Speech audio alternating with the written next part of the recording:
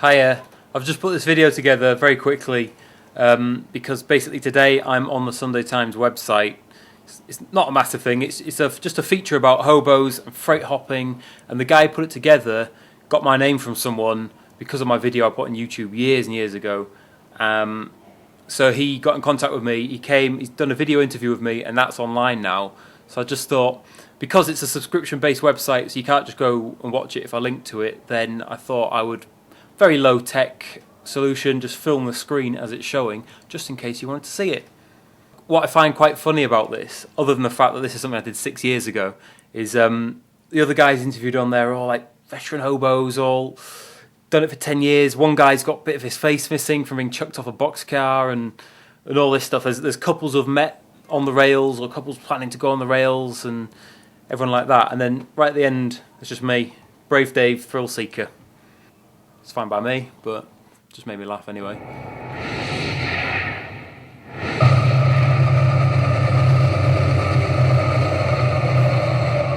What people have to understand is there is a big difference between riding a freight train and being a hobo.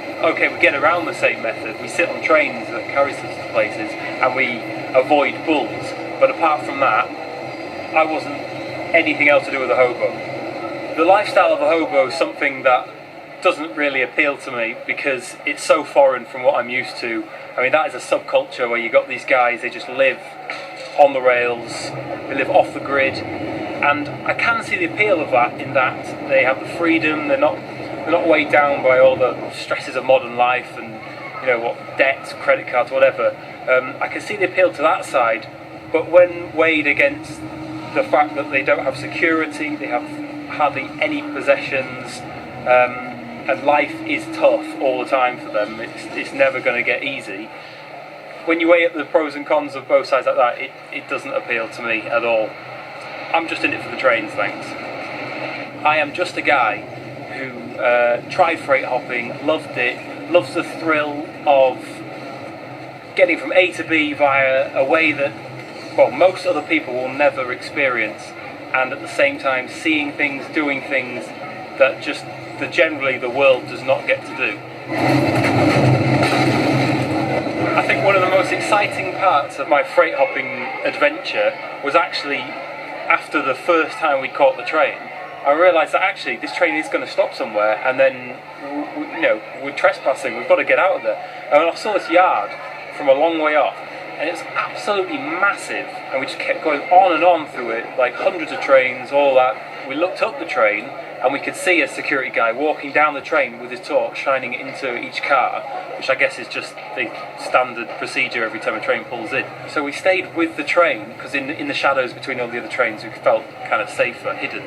But when he came down one side, our only option was to jump on the other side of the train very quietly. I remember we've both got massive backpacks on, they're pretty heavy. I remember hiding behind one of the train wheels, and I'm looking under the train, and I could see his feet in the torchlight very slowly walking along. I was so close to him. I mean, the part of my brain was saying, like, wouldn't it be, what would happen if I just grabbed his ankles?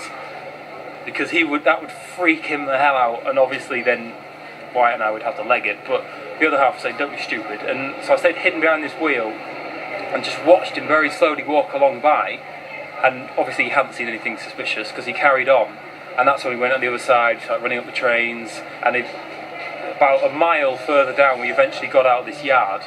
But that was my first experience of a train yard, and it was, I won't lie, I was absolutely pumped up after it. It was very exciting. I mean, here's the wheel. That's the wheel. You shouldn't touch it like this. With hobos, there's kind of like a set of unwritten rules which you should and shouldn't do when out on the rails. And this includes things like, well, touching the wheels, climbing about the cars, sitting on the roof, I guess is one. Oh, treading on the cut links between the cars, climbing under cars, well, when they're stationary, obviously. That kind of thing. There's all these unwritten rules for, like, keeping hobos safe on the rails, and I admit I probably broke all of them at some point. But and because of that, I've received quite a bit of aggravation from the hobo community online who've seen the video and then straight away got in touch with me to tell me, well, I was stupid doing this and I shouldn't have done that. But my response to them is just kind of, I am not a hobo. I've never claimed to be, never would claim to be, obviously. I'm just a guy who found out about freight hopping and thought, that sounds really exciting, that sounds really fun, I want to go try it.